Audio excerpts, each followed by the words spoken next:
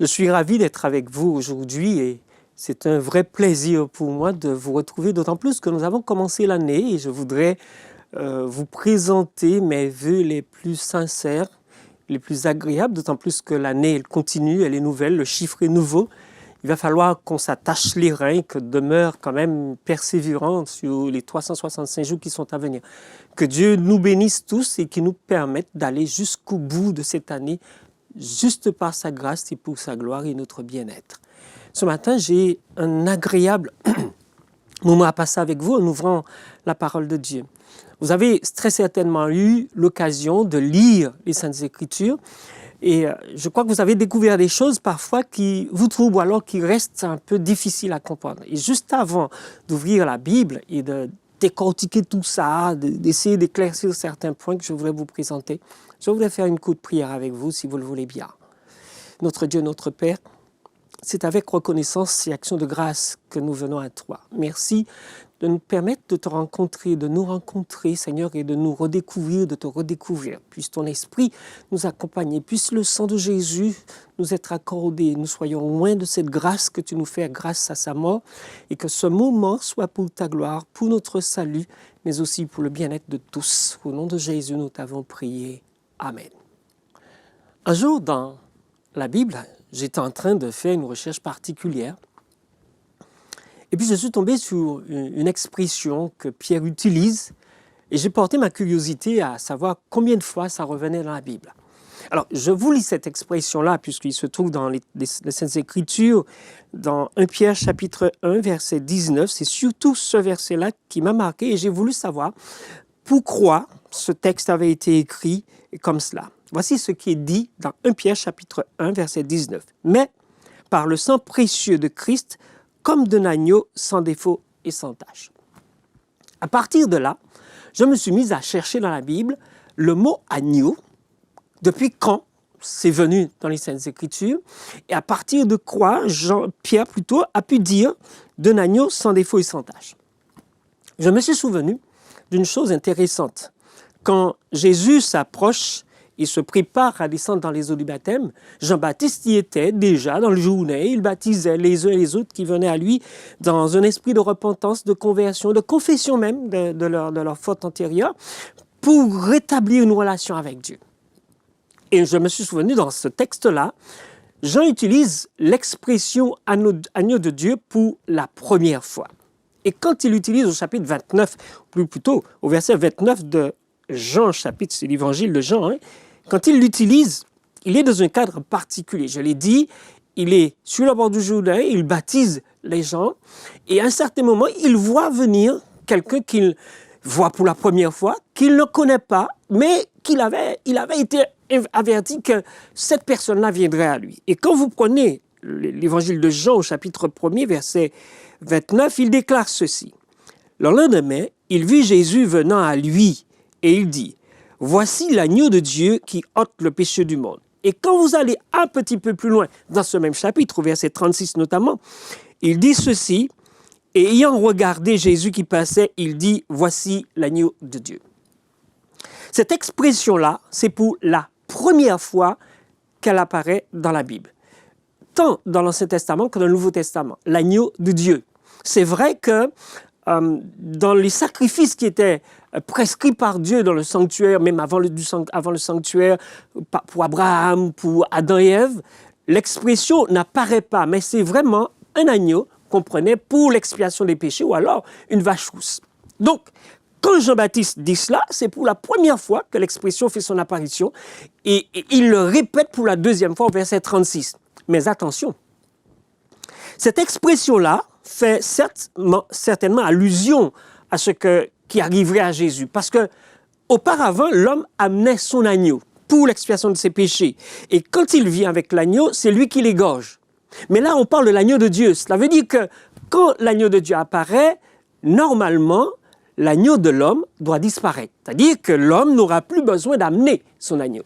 Et donc, l'agneau de Dieu arrive et Jean-Baptiste, effectivement, s'entend avec lui, puisque Jésus vient, il résiste un peu, et Jésus lui dit « Mais non, laisse faire ce qui doit être fait. » Et Jésus est baptisé. Et le lendemain, ce Jésus-là repasse, et il reprend la même expression. voici l'agneau de Dieu. Donc, à partir de là, les gens autour de lui commencent à comprendre qu'effectivement, pour ceux qui veulent l'admettre, que Jésus est l'agneau de Dieu. Mais quand on parle de l'agneau de Dieu, quand on parle d'un agneau en général dans l'Ancien Testament, c'est pour un sacrifice. Et très peu de gens ont peut-être, je dis bien, peut-être, compris qu'effectivement, quand Jean emploie l'expression, c'est que ce Jésus-là, qui est désigné comme étant l'agneau de Dieu, sera égorgé un de ces 4 matins. Personne dans la vie de Jésus n'a imaginé ça, même les disciples eux-mêmes n'ont pas voulu l'entendre de la part de Jésus. Donc c'est dire qu'autour de lui, rares sont ceux qui ont compris cela, sinon la personne que j'ai vue dans la Bible, notamment dans le livre de Jean, c'est la femme samaritaine qui dit « Nous savons que le Messie doit venir ». Ou alors celui qu'on a appelé le bon larron. C'est celui qui dit à Jésus « Souviens-toi de moi quand tu viendras dans ton règne ». Donc l'homme, il a eu sur la croix, où il est crucifié avec Jésus, une révélation. Quelque chose lui a rappelé qu'effectivement, il y a quelqu'un qui devait mourir justement pour cela. Et il a cru qu'effectivement, Jésus est celui qui était tant attendu. Mais dans cette affaire-là, j'ai essayé de retrouver cela dans l'Ancien Testament. Et seulement Ésaïe, le prophète, au chapitre 53 de son livre, qui fait allusion à l'agneau. Mais il ne parle pas de l'agneau de Dieu. Et il dit au chapitre 53, c'est un chapitre que certains aiment bien, dans certaines circonstances particulières, quand on veut parler de Jésus en tant qu'agneau de Dieu. Et au verset 7 du chapitre 53, voici ce qui est dit. « Il a été maltraité et opprimé, il n'a point ouvert la bouche. Semblable à un agneau qu'on mène à la boucherie, à une brebis muette devant ceux qui l'attendent, il n'a point ouvert la bouche. » C'est la première fois qu'effectivement, on utilise dans la Bible l'expression agneau pour désigner, et ça c'est l'interprétation du chapitre 53 qui nous permet de dire cela, pour désigner l'agneau comme celui qui va apporter la rédemption dans ce chapitre-là. Et cette expression que Ésaïe utilise là, fait déjà allusion à la crucifixion de Jésus, à son arrestation, puisqu'il dit « Il a été maltraité et opprimé, il n'a point ouvert la bouche. » Semblable à un agneau qu'on mène à la boucherie, à une brebis muette devant ceux qui l'attendent. En général, quand vous prenez un agneau et l'animal, il vous suit ou alors il vous précède, et il ne sait pas où il va, il ne sait pas où on l'emmène. Et lui, Ésaïe, a eu raison de dire, il est semblable à un agneau qu'on mène à la boucherie. Jésus, lui, savait là où il allait. Mais en général, si vous emmenez une bête, la bête ne sait pas à quelle destination, qu'est-ce qu'il attend. Et il poursuit en disant, il n'a point ouvert la bouche, il était là, muet, comme un agneau, vraiment muet, et il était en train de se faire tondre. Effectivement, Jésus s'est fait tondre. On lui a tout enlevé jusqu'à sa vie. Mais le texte précise, on l'emmène à la boucherie. L'animal ne sait pas, il va. Et ce n'est que lorsqu'il arrive sur la place où il doit être sacrifié, ou égorgé, soit pour un michoui ou autre, l'animal devient conscient qu'effectivement la vie s'en va. Si vous prenez un cabri et qu'il est en danger, tout le monde dans le quartier, dans le coin, saura qu'un cabri est en train de s'étrangler. Mais si vous avez un mouton qui est en train de s'étrangler, à aucun moment, vous ne l'entendrez. Il mourra en silence. Et on a l'impression, la description qui est faite ici, il a été opprimé, il n'a point ouvert la bouche, ça ressemble bien à Jésus. Il a tout accepté.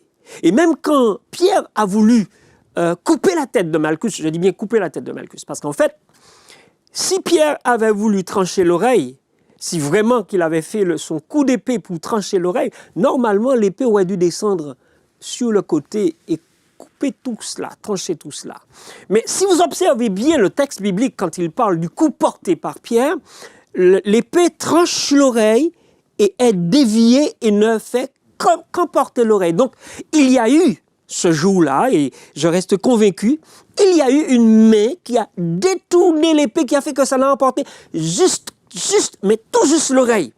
Autrement, s'il n'y avait pas une main qui avait détourné l'épée, l'homme aurait été pas seulement aurait perdu l'oreille, mais il aurait aussi perdu cette partie de son épaule. Je ne sais pas quelle oreille qui est tombée, mais en tous les cas, l'épaule aurait été touchée, la clavicule et autres muscles qui accompagnent. Et donc, Jésus, lui, a dit non d'arrêter cela. Mais ce Jésus-là, il va, et il ne bronche pas, à moins qu'on lui pose une question, même certaines questions, il n'a pas répondu. Il va parce qu'il sait là où il va.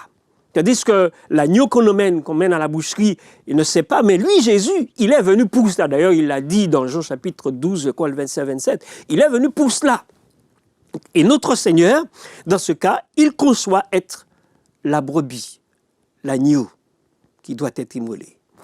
Et à partir de ce moment-là, je reviens à mon texte que j'ai cité tout à l'heure là, qui se trouve dans 1 Pierre chapitre 1, et qui dit ceci. Permettez-moi de lire un petit peu plus haut, pour mieux comprendre ce verset 19. Et si vous évoquez comme Père celui qui juge selon l'œuvre de chacun sans exception de personne, conduisez-vous avec crainte pendant le temps de votre pèlerinage, sachant que ce n'est pas par des choses périssables, par de l'argent ou de l'or, que vous avez été rachetés de la vaine manière de vivre que vous aviez hérité de vos pères, mais par le sang précieux de Christ, donc ce n'est pas un agneau, c'est un être humain, comme d'un agneau, sans défaut et sans tache. Et donc, Jésus, quand il se retrouve en tant qu'agneau, en tant que sacrifice devant la face de Dieu sur l'autel des hommes sur la terre, Jésus est prêt à racheter d'une autre manière les êtres humains. Auparavant, pour racheter des esclaves, parce que c'est ce que nous étions, mais quand Jésus est mort à la croix, il nous a délivrés, il nous a affranchis de toutes sortes d'esclavages possibles dans notre existence. Et quand Jésus donc meurt, quand auparavant on rachetait un être humain qui était esclave, il fallait payer, il fallait sortir de l'argent. Et ça dépendait de la robustesse de l'esclave qu'on avait devant soi et qu'on voulait libérer. Et donc, Jésus va payer, mais au prix de sa vie, au prix de son sang. Je dis bien, le rachat de l'homme n'a même pas un prix, c'est un coût. Parce que si vous mettez l'un de ces footballeurs qui sont vendus à X prix, vous allez mettre une étiquette dessus et vous allez dire, bon ben ça va coûter 700 millions d'euros. Ah, si ce n'est pas 1 million aussi, on ne sait jamais. Mais quand vous regardez ce que Jésus réalise en se vidant de son sang pour racheter l'humanité, pas seulement un être humain, mais l'humanité entière et de tous les âges, jusqu'à ce que son retour en gloire se fasse. C'est un coût. Ça n'a pas de prix. Je dis bien, ça n'a pas de prix. C'est un coût. Et aucun d'entre nous ne sait combien cela a coûté à son Père, qu'il a livré pour être l'agneau de Dieu qui rachète les autres êtres humains par son sang. Vous observez bien dans le propos tenu par Pierre, il dit « mais par le sang précieux de Christ, comme d'un agneau sans défaut et sans tache. » Ce sang, aux yeux de Pierre, est très précieux. Il précise le sang précieux de Christ. Et par rapport à ce texte-là, je me suis souvent interrogé, mais pourquoi est-il si facile à un homme de tuer un autre? Pourquoi avons-nous cette facilité-là de porter la main contre quelqu'un et de faire couler son sang ou de procéder autrement? Sommes-nous conscients que lorsque nous portons la main sur quelqu'un d'autre, qu'on le supprime, nous lui enlevons la vie, mais c'est aussi un souffle de vie que nous avons, nous. Et si quelqu'un s'apprêtait à nous faire la même chose, serions-nous prêts à accepter d'être égorgés de la même manière? Nous avons de quoi réfléchir quand nous parlons de Jésus. C'est un coût. On ne peut pas évaluer la mort de Jésus. On ne peut pas mettre un prix sur son sang. Et donc, si on ne peut pas mettre un prix sur son sang, on ne peut pas mettre un prix sur sa mort, sur le souffle de vie qu'il a perdu, on ne peut pas non plus m'évaluer. Ma vie, c'est un coût que ça vaut, pas un prix. On peut mettre toutes sortes d'étiquettes sur mon dos, mais quant à la vie de Jésus à travers laquelle j'ai la rédemption, la réconciliation avec moi-même, avec les autres et avec Dieu, ça n'a pas de prix. Ça, c'est un coût que ça vaut. La vôtre aussi. La vôtre aussi parce qu'en fait, c'est le quiconque de Jésus. Dans Jean 3,16, il dit « Dieu a tant aimé le monde qu'il a donné son Fils unique afin que quiconque croit. » Quiconque, c'est toi, c'est moi, c'est nous. Et donc, quand on observe bien le texte, par ce sang précieux-là, vous et moi, trois, nous avons été rachetés, nous avons été libérés, affranchis. Et c'est une joie, c'est un bonheur de savoir que Dieu a fait tomber toutes nos chaînes. Mais Pierre ne s'arrête pas à ce précieux sang, pas ce produit qui est extrêmement important. Permettez-moi une image, même si elle vous paraît profane. Si vous avez une goutte de sang qui tombe sur votre vêtement blanc, là, et que vous laissez sécher, ça vous fait une petite couche, un caillot, et quand c'est sec, vous prenez l'ongle et vous enlevez le caillot. Ça vous laisse sur le vêtement blanc une petite couleur toute rose. Puisque vous l'avez laissé sécher, le sang s'est imprégné dans les fibres du vêtement. Et pour l'arracher de là, il va falloir trouver le bon produit. Autrement, si vous n'avez pas la bonne lessive, votre vêtement restera taché, même si ça devient plus pâle, mais il restera taché. Par contre, quand vous prenez le sang de Jésus pour purifier l'homme, normalement le sang salit. Mais quand vous prenez le sang de Jésus, il vous blanchit. Il a pour but de nous blanchir. Contrairement au sang de l'homme qui salit le vêtement, le sang de Jésus nous blanchit. Je n'invente rien, c'est un texte réel de la Bible qui le dit. Ils ont blanchi leurs vêtements grâce au sang de Jésus. Et quand Jean le dit, c'est une chose extraordinaire. Je prends celui que j'ai là. Ils ont vaincu l'agneau à cause du sang et de la parole de leur témoignage. Et ils vont jusqu'à blanchir leurs vêtements en utilisant le sang. Et à partir de là, puisque nous avons blanchi nos robes dans le sang de Jésus, notre caractère si vous préférez, nous avons cette facilité d'entrer dans cette communion avec Dieu. Et donc, nous vaincrons et nous sommes vainqueurs. Nous sommes vainqueurs sur le mal parce que Jésus est devenu l'agneau de Dieu. Permettez que je retourne dans le texte de Pierre et il dit « comme d'un agneau sans défaut et sans tache ». Voici encore une autre expression dans ce verset, dans cette portion du texte sacré de Pierre, sans défaut et sans tache. En d'autres termes, l'agneau de Dieu était sans péché. Ça, c'est les taches. Défaut, il n'avait aucune infirmité. Effectivement, quand vous allez dans l'Ancien Testament, toute personne qui amène un agneau, qui amène un animal pour l'expiation de ses péchés, ça doit être un animal qui soit sans défaut corporel et sans tache. En général, les animaux, ils viennent sans tache. Mais non, c'est ce qu'on pourrait penser. Non.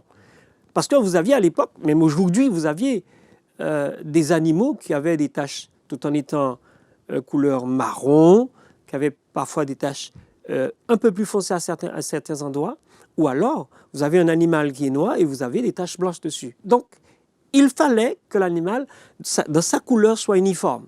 Mais il ne fallait pas qu'il soit en train de boitiller ou qu'il soit boiteuse. Non, il ne faut pas que l'animal soit boiteux. Il faut que la bête qui est amenée là, il soit convenable, il soit en bon état. Et Jésus apparaît ici comme d'un agneau sans défaut et sans tache. Il n'a pas de tache, donc il n'a pas de défaut. Il n'a pas de tache, il n'a pas de péché. Il n'a pas de défaut, il ne boite pas.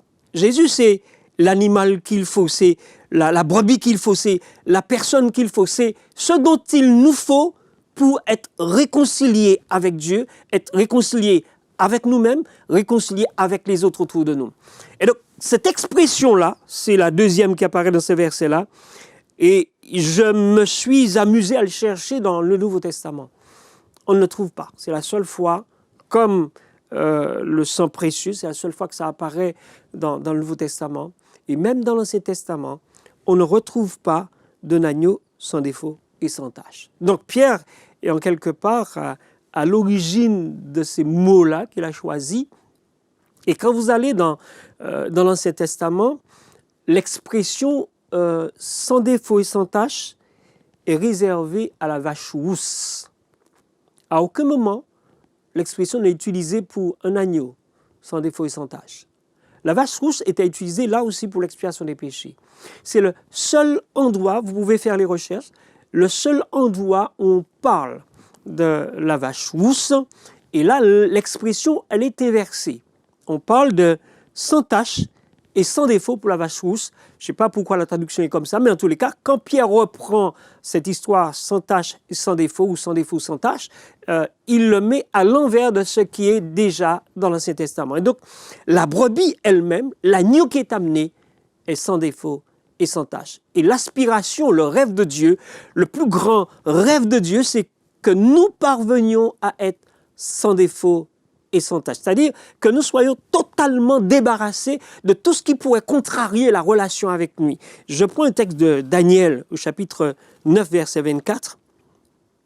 Quand Jésus meurt à la croix et qu'il ressuscite le 3e jour de sa mort, il remet à l'homme le pouvoir, la capacité de ne plus faire ce qui est mal. Moi, je n'invente rien, c'est écrit dans la Bible. Voici ce qui est écrit dans Daniel chapitre 9, verset 24. 70 semaines ont été fixées sur ton peuple et sur ta ville pour faire cesser les transgressions et mettre fin au péché, pour expier l'iniquité et amener la justice éternelle, pour sceller la vision et le prophète et pour oindre le Saint des Saints. Quand Daniel rapporte cela, il précise quelque chose, nous n'allons pas entrer dans les chiffres, 70 semaines ont été fixées, mais n'empêche, c'est une période fixée sur la ville sainte pour la reconstruction. Mais il précise que ceci, dans ce qu'on lui a donné comme information, pour faire cesser les transgressions. Et il ajoute, et mettre fin au péché. Ça veut dire quoi? Ça veut dire que lorsque Jésus meurt, il donne à vous et à moi, à chacun d'entre nous, la capacité de ne plus désobéir. En d'autres termes, il nous donne ce qu'il faut pour rester constamment dans l'obéissance aux pensées et aux voies de Dieu. Mais il nous faut choisir. Et donc, quand il n'y a plus de transgression, quand il n'y a plus de désobéissance, il n'y a plus de péché.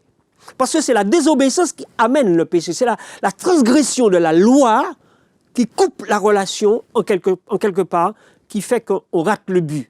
Et donc, s'il y a transgression, donc s'il y a désobéissance, inévitablement, il y a transgression. On prend le cas d'un enfant. Vous avez quelque chose sur la cuisinière, une casserole ou un faitout. Le feu, vous l'avez déjà éteint, mais le récipient demeure chaud. Vous dites à l'enfant ne touche pas. En principe, quand on dit à un enfant ne touche pas, il a envie de savoir pourquoi on dit de ne touche pas. Il faut lui préciser, c'est chaud, ça va te brûler. Même quand on a fait la précision, il va à tout prix essayer de voir pour vraiment si c'est chaud. Mais dès l'instant où il approche la main, il commence à ressentir la chaleur. Mais il va jusqu'au bout parce qu'il a envie de vérifier si vraiment c'est chaud. Et là, une fois qu'il a porté la main dessus, il retire tout de suite le doigt parce que ça a tendance à brûler.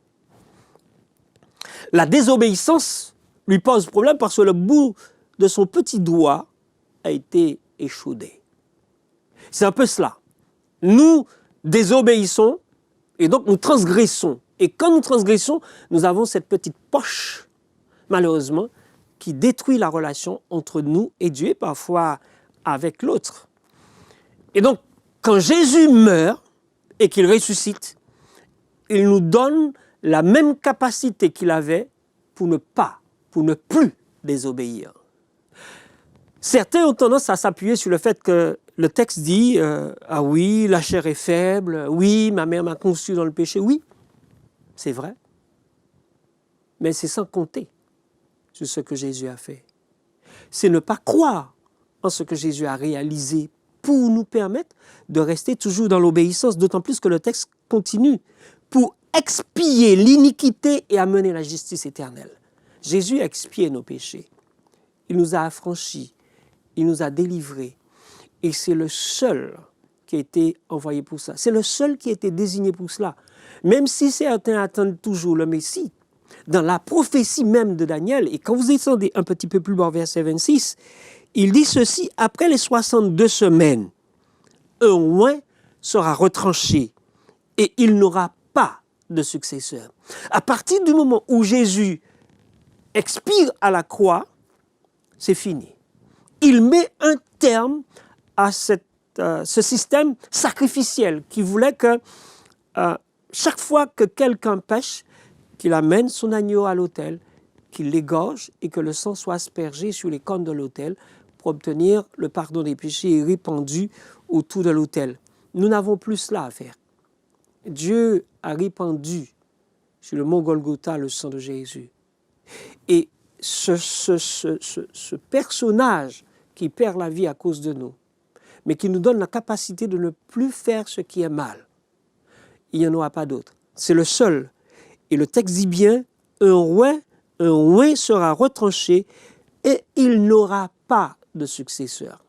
Donc, il ne faudrait tout de même pas attendre qu'il y ait quelqu'un d'autre qui vienne après lui pour nous donner la rédemption. C'est le seul agneau dont Dieu disposait et qu'il a accepté qu'il meure à notre place. D'ailleurs, si vous poursuivez la lecture, le texte dit « Le peuple de chef qui viendra détruira la ville et le sanctuaire, et sa fin arrivera comme par une inondation. Il est arrêté que les dévastations dureront jusqu'au terme de la guerre. » Dans cette phrase-là, on a ici quelque chose qui certifie qu'effectivement, Jésus était le dernier agneau qui devait être égorgé pour le pardon des péchés. Dieu a fait le premier sacrifice pour Adam et Ève quand il a fallu les habiller, leur donner un vêtement de peau de brebis. Mais quand il a fallu mettre un terme à tous ces sacrifices sur la terre, Dieu a envoyé son agneau à lui. Certes, il a laissé aux hommes le soin de l'égorger, de le crucifier, mais ce n'est pas nous qui avons tué Jésus.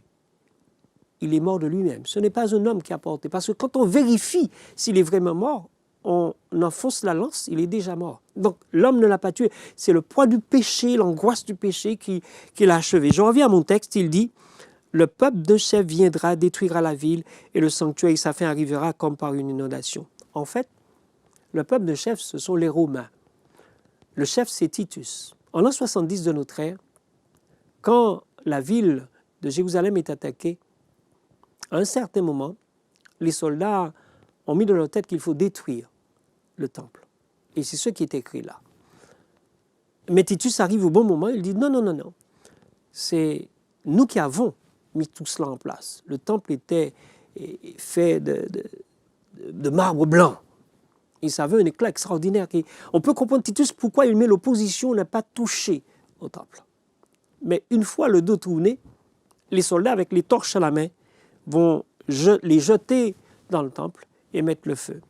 Et à partir de ce moment-là, le texte est clair quand il dit le peuple de chef, pas le chef, puisque le chef était contre. Le peuple de chef viendra, détruira la ville et le sanctuaire, et sa fin arrivera comme par une inondation. Ainsi donc, quand le temple est détruit, Dieu met fin au sacrifice. Parce que l'agneau promis d'Ésaïe 53, le Shiloh annoncé dans Genèse par Jacob, est venu. Il a expiré à la croix. Il a donné sa vie pour quiconque, n'importe lequel d'entre nous. Le pire d'entre nous, les pires bêtises qu'un être humain pourrait faire, il peut trouver la réconciliation avec Dieu, peu importe ce que nous avons fait.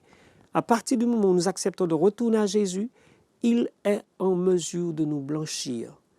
Il blanchit notre robe, il blanchit notre caractère, il nous lave de toute iniquité. Et donc le précieux sang de Jésus est l'outil qu'il faut, le produit qu'il faut pour nous laver complètement, nous blanchir complètement de toute iniquité. Je vous lis le verset de tout à l'heure là que j'ai voulu citer, que je vous ai donné un autre. « Heureux ceux qui lavent leur robe, afin d'avoir droit à l'arbre de vie et d'entrer par les portes. » Vous observez ici, le texte dit « Heureux celui qui lave sa robe, afin d'avoir droit à l'arbre de vie. » Pour avoir droit à l'arbre de vie, normalement vous êtes invité. Logiquement, si vous êtes invité, c'est que vous avez droit à la nourriture. Mais vous observez bien que pour avoir accès à la table, le prophète nous rapporte qu'il faut d'abord nous laver dans le sang de Jésus. il faut nous engager avec le Christ. Il faut accepter qu'il nous purifie de toute iniquité, qu'il nous blanchisse. Et à partir de ce moment-là, puisque nous avons été mis en condition de déguster le repas des festins des noces, à ce moment-là, nous pouvons nous attabler et franchir la porte. L'autre texte qui se rapproche très très bien de ce verset, c'est le chapitre 7, verset 14, et qui pourrait éventuellement nous être encore plus clair, plus net, quand je parlais d'avoir le produit pour bien laver la chemise, bien laver le vêtement qui a été taché. Il dit ceci, je lui dis, mon Seigneur, tu le sais. Et il me dit, ce sont ceux qui viennent de la grande tribulation. Ils ont lavé leurs robes et ils les ont blanchies dans le sang de l'agneau. Je voudrais vous poser une question.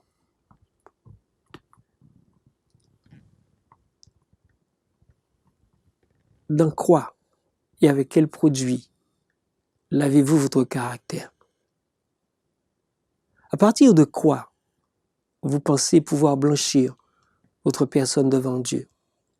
Pierre parle du précieux sang de Jésus. Mais vous, toi et moi, qu'avons-nous vraiment choisi pour nous débarrasser du péché, de la transgression dans notre vie? Jésus est le seul oint que Dieu a envoyé sur la terre. Certes, il y a eu des hommes qu'il a choisis pour accomplir certaines tâches, mais pour la rédemption de l'homme, pour la réconciliation avec lui, parce que lui s'est réconcilié avec nous quand il envoie Jésus. Mais toi, moi, avec quoi peux-tu faire cela? Et Pierre a eu raison de dire, ce n'est pas le même fonctionnement du temps de vos pères. C'est par le sang précieux de Jésus. Tu vas laver ton vêtement tout à l'heure, tu vas utiliser un bon détergent, une bonne lessive, mais ta vie, ta personne, ton projet pour l'éternité, avec quoi tu vas te laver? Avec quoi tu vas te débarrasser des choses qui sont dans ton existence et qui contrarient la présence de Dieu, qui contrarient tes relations avec l'autre, avec ton ami, ton mari, tes enfants, tes parents. Dieu nous offre quelque chose, le sang précieux de Jésus, comme d'un agneau, sans défaut et sans tache. Il est notre Rédempteur, il est ton Rédempteur. Serais-tu prêt à le recevoir, à l'accepter aujourd'hui? Tu peux le faire. C'est possible. Aujourd'hui, maintenant, c'est possible. Prions ensemble. Notre Dieu, notre Père, heureux sommes-nous de savoir qu'en Jésus, la personne du Christ, nous avons ce qu'il nous faut pour être débarrassés de toute iniquité.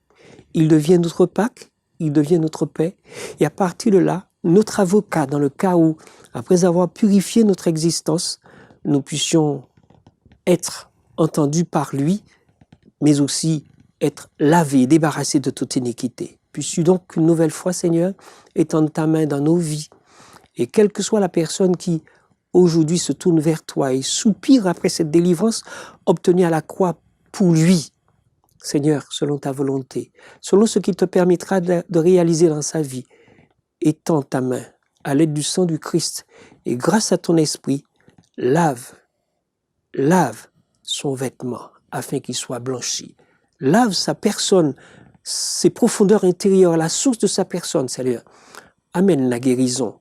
Délivre cet enfant, délivre cet homme, délivre cette femme.